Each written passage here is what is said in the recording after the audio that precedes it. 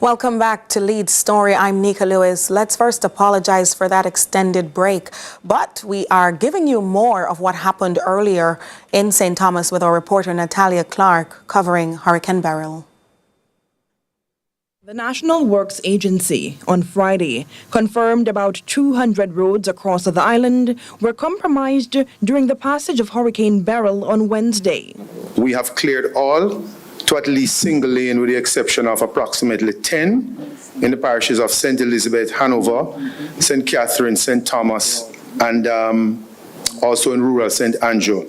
Those are actually being tackled now to try and clear those as quickly as is possible. Some of the impacted roadways, as observed by CVM, were in the Spring Garden community in Albion, St. Thomas, Green Pond Square in St. James, the Flat Bridge in Bugwalk, St. Catherine, and the Southern Coastal Highway in St. Thomas. It appears that these relentless waves, for hours on end, battered against the newly installed infrastructure, forcing it to crumble. Now, this retaining wall was intended to serve as some sort of barrier between the sea and the road, but as we can see, it failed. This raises the question: what are relevant stakeholders doing to protect these roadways from extreme weather conditions, which are expected to increase in the coming years? Compromised infrastructure leads to reduced and delayed transportation. It also means more taxpayer money being spent repeatedly on the same projects, and it translates to reduced productivity for commuters. How does accountability come into play, and what steps are being taken to integrate modern technology and proven engineering techniques to construct resilient roads across Jamaica? Natalia Clark for Lead Story. Thanks, Natalia. Well, joining us now is Member of Parliament for St. Thomas Western, Mr. James Robertson. Welcome, Mr. Robertson. Thank you. How are you? I'm fine, thank you. Our viewers and listeners would love to understand what was happening there with that major damage along the newly installed Southern Coastal Highway leg that's joining into your constituency over in Western St. Thomas. Let me just indicate quickly. The expenditure, the new highway, Harborview to Morant Bay to Cedar Valley, 99% completed, are projects that, to my knowledge, have not yet been handed over to the National Work Agency by the contractors. I've asked the questions similar to what you have asked. I listened to your lead-in commentary, which is very good. I mean, excellent commentary, excellent thought process. And I share that, the concern. So we have a major concern in the Grand Spend area on a new alignment, an alignment that opens up our parish and the East to investment and infrastructural, the modern age. So we are still very, very positive.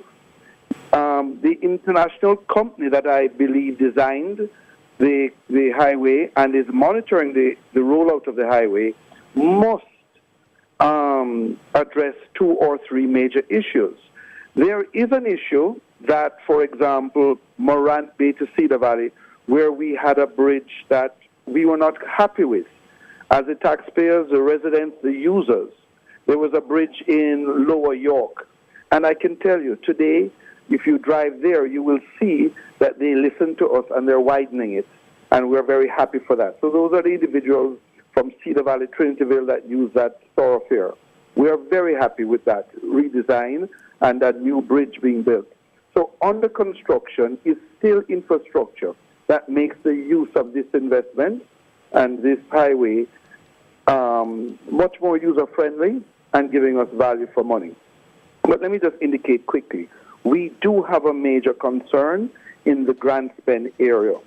And they are fully aware of it. The National Work Agency, Stanley Consultants, and the new Minister Marlon Morgan, toured it maybe 2 weeks ago, and that is one of the areas that was highlighted. Understood. There is an issue, for example, just going into Yallas, where the citizens, the residents, are of the opinion.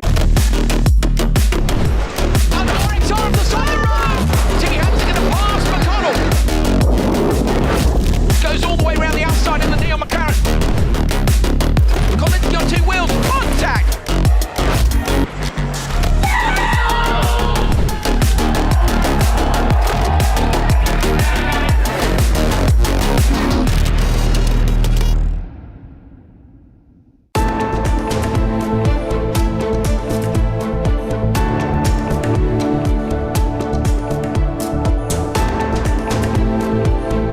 Start saving for your golden years with a Sagicor Lifestyle Approved Retirement Scheme. The time by Sagicor Life is 7 o'clock.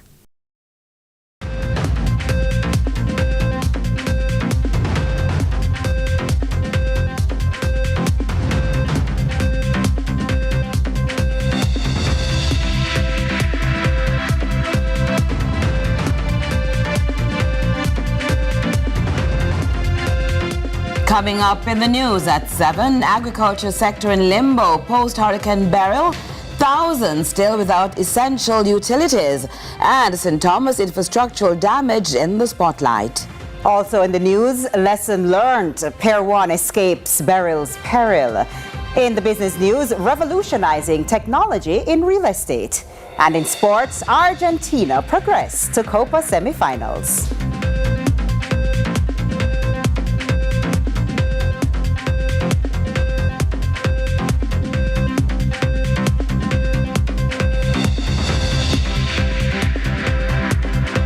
From Kingston, Jamaica, this is CVM News at 7. I'm TK Dawkins. And I'm Curlin Brown. It's Friday, July 5, 2024. Thanks so much for joining us for what will be another shortened broadcast to make way for our continued live Copa America coverage. The Ministry of Agriculture, Fisheries and Mining issued a distressing report detailing the severe impact of Hurricane Beryl on the sector. Well, stakeholders say Jamaica's agriculture and fisheries industries will be in recovery mode for some time. It's now mere hours since Beryl's visit. The island is in recovery mode after several areas were left devastated by the hurricane's eye wall. In a recent update, the Ministry of Agriculture and Fisheries said extensive damage was done to various facilities and agricultural projects. Among them, the Bodles Research Station, a key agricultural research facility that suffered acute losses. One of its citrus budwood houses collapsed entirely, alongside damage to a parent plant house and complete loss of commercial crops and packing sheds. The impact on infrastructure extends to the National Irrigation Commission, the NIC, where conveyance systems were disrupted by fallen trees. The Banana Board also reported extensive damage to crops in chief banana-producing parishes, to include Portland and St. Mary.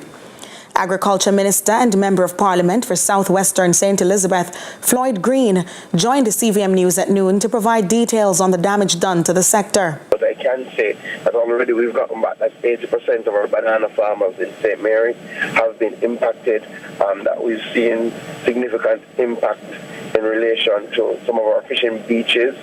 Not necessarily about 10% of our boats have been directly impacted, but outside of that, the beaches and the sheds, especially in the South Belt, Clarendon, Old Harbour, St. Elizabeth, those have suffered tremendous impact. President of the Jamaica Agricultural Society, Lenworth Fulton, shares similar sentiments. In terms of the banana crop, mostly in Portland and St. Mary, we have lost significant portion of our banana. So we'll have problems to get ripe banana and green banana and plantings. Down the south from Clarendon, St. Catherine Plains, right through there, significant damage with things like cassava and the vegetables as well, and the cabbage, the lettuce, all of those. So we are in a serious problem when it comes to the damage, especially in St. Elizabeth and Manchester. In response to the crisis, the ministry is collaborating with local agencies and partners to conduct a comprehensive damage assessment. Field investigations by the Rural Agricultural Development Authority, RADA, are also underway to determine the full extent of agricultural losses. Bloomberg had initially predicted a likely loss of $1 billion owing to Beryl's impact. Local authorities are yet to tabulate the estimated cost of the hurricane. Now, coming out of the latest developments concerning the island's energy supply, JPS is warning of potential outages, even with an 85% restoration nationwide. Ramon Gordon has details. The Jamaica Public Service Company, JPS, says it's at a very sensitive stage of power restoration. That, as the eastern power grid remains disconnected from the north. We are currently operating with two separate islands, As a result of that, the grid is very sensitive, it is not interconnected, and it can fail by any disruption. The utility company earlier today revealed that it had restored power to at least 85% of consumers nationwide. Senior Vice President for Energy Delivery at JPS, Blaine Jarrett, says the team is working to connect the rest of the country, but has encountered some difficulties. The major challenge is our transmission network that runs in the interior of the country across the mountain range. We are currently, with the support of JDF, conducting our inspection and also doing some repairs. There is where we got significant damage on our transmission network.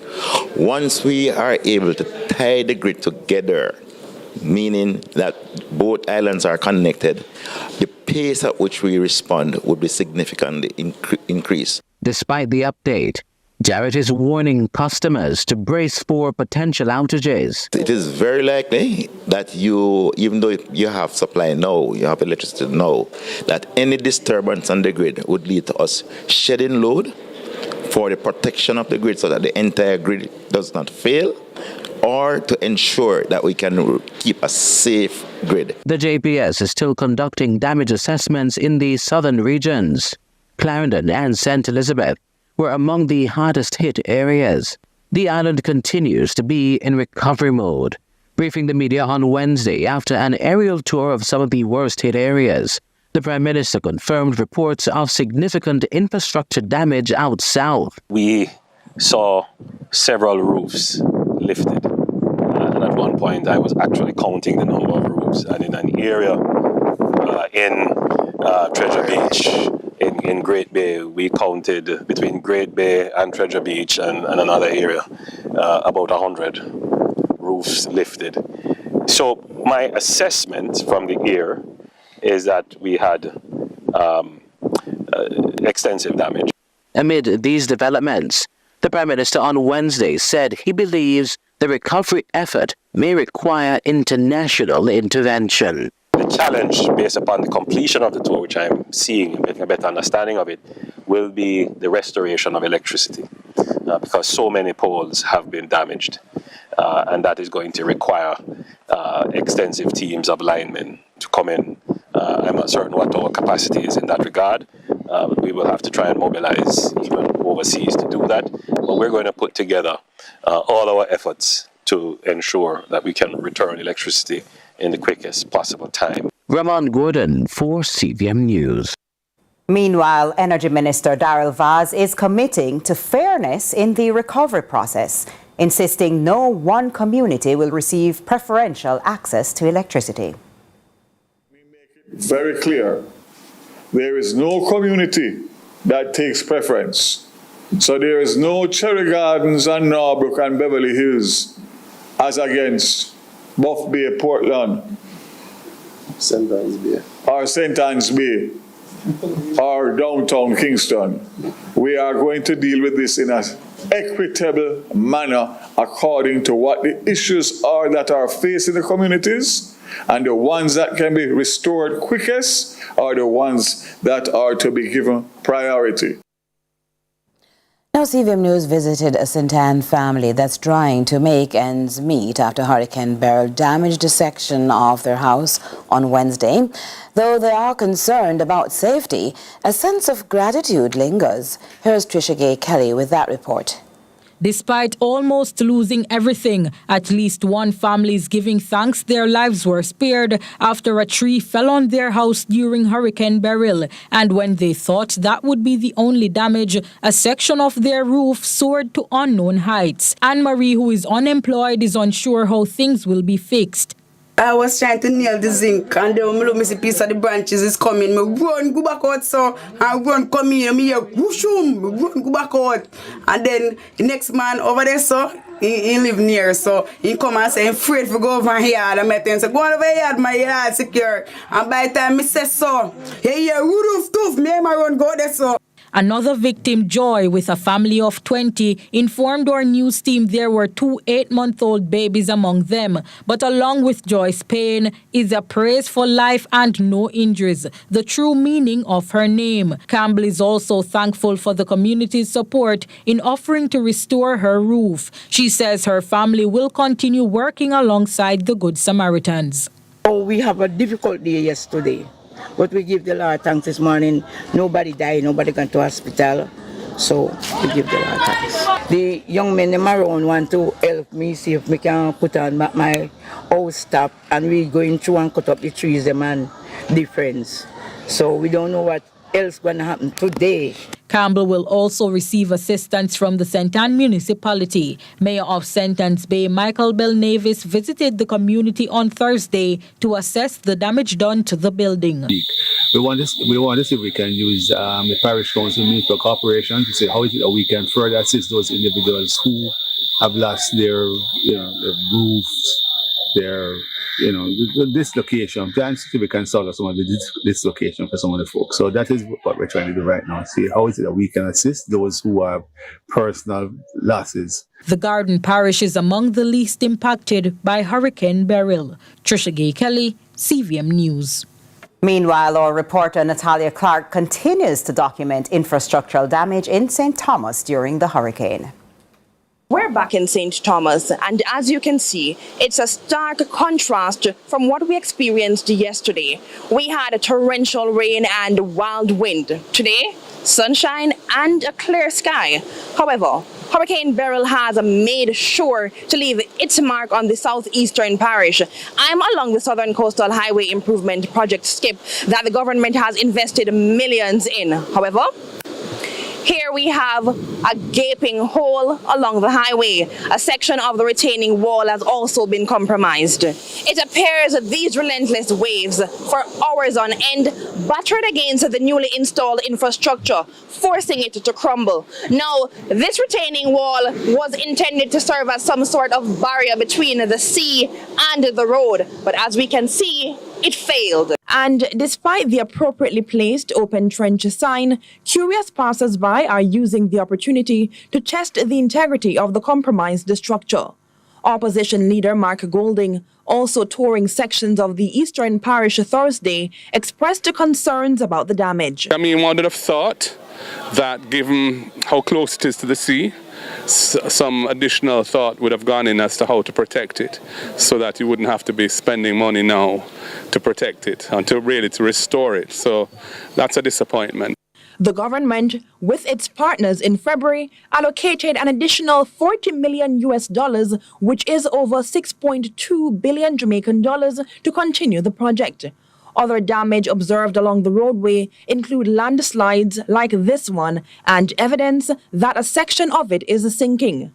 The Spring Garden community in Albion also endured significant infrastructural damage. In Bamba River, as anticipated, major flooding prevailed. Mosquito got killed me like tonight. Mosquito got killed me for the whole of the rest of the week and the days, because it's like the water there right here so now, it got breed up a lot of mosquito. The water soon get smelly too, and have a sour smell. And crocodile come down in the water. Every time the water come down, crocodile come down in there. Big one, little one, all kind of size of crocodile come down in the gully and come down here. Gilbert was the worst one, what we see so far. This one wasn't too bad. It worked bad enough, but why? It take down all the trees there, run it back. Yeah, and the water reach right up here, so. Over in Duane Pen, which was severely inundated by midday Wednesday, one resident, Alberga Small, has accepted the losses incurred. It really shake up some of it down here. We live too near the sea coast, so yeah, that's why. And they never much breeze, but the sea come in way up. The PNP is the councillor designate for the Morant Bay Division, Rosemary Shaw, is advocating for improved drainage conditions, especially in Bamba River. And residents are complaining that every time they dig, and the continuous digging cause it to get wider. So I would like the engineers to have a look at it, with their expertise to do the correction. Natalia Clark for CVM News. Now, after enduring a battering blow from raging waves in February's cold front, Pier One in Montego Bay escaped major damage during Hurricane Beryl. General Manager Jason Russell attributes this to extensive preparation, noting stakeholders could not imagine facing another severe setback to the popular restaurant. This time around, we were well prepared. I think based on the last destruction that we got, we kind of took this very, very serious. Last one was a surprise attack. This one we had time, so we pulled down. As you can see now, we're putting everything back in place. Minimal damage, couple sheets of zinc here and there, some fallen trees. But we're working hard to power up back today, waiting on JPS, of course. I see them working hard. And I must big up to them and all the utility companies for pushing through. Do stay with us for more on CVM News at 7 right after this.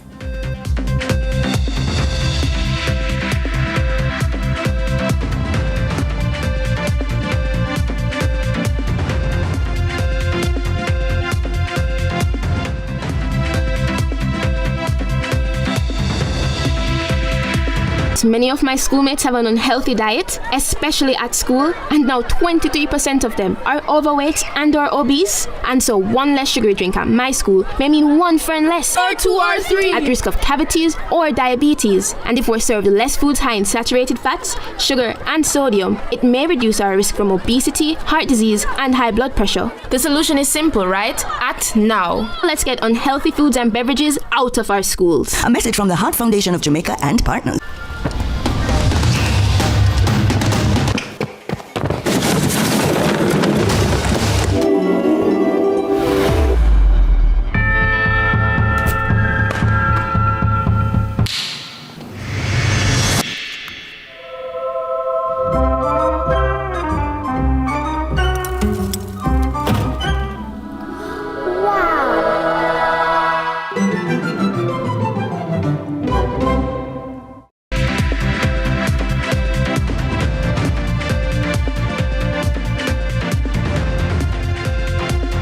Welcome back now to business news.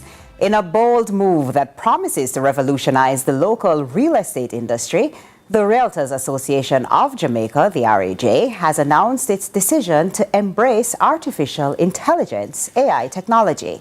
This strategic shift towards harnessing the power of AI signals a significant step forward for the association, positioning its members at the forefront of innovation and efficiency in the Jamaican real estate market. Gone are the days of traditional methods and manual processes. The RAJ is paving the way for a new era of streamlined operations, enhanced customer experiences, and data-driven decision-making. We have looked at AI even at our conference. We had looked at it and said, listen, if we don't engage AI, we're going to become dinosaurs. We have to be moving where the industry is concerned. By integrating AI tools and algorithms into their daily operations, real estate agents and brokers affiliated with the RAJ will be equipped with cutting-edge technology that empowers them to work smarter, faster, and more effectively. Valuation with AI, right, Mr. Chairman? Marketing analysis, customer service, all of this is part of this is a part of the lobbying process that we'll be looking to engage. By leveraging AI-powered algorithms that analyze historical sales data, market trends, and other relevant factors, RAJ members will be able to access accurate and real-time property valuations with unparalleled precision. AI can also revolutionize the way real estate transactions are conducted, streamlining the process from listing to closing. Through virtual tours, predictive analytics, and personalized recommendations, AI-powered platforms will enable RAJ members to provide tailored services to clients, enhancing their overall experience and satisfaction. We go to break with comments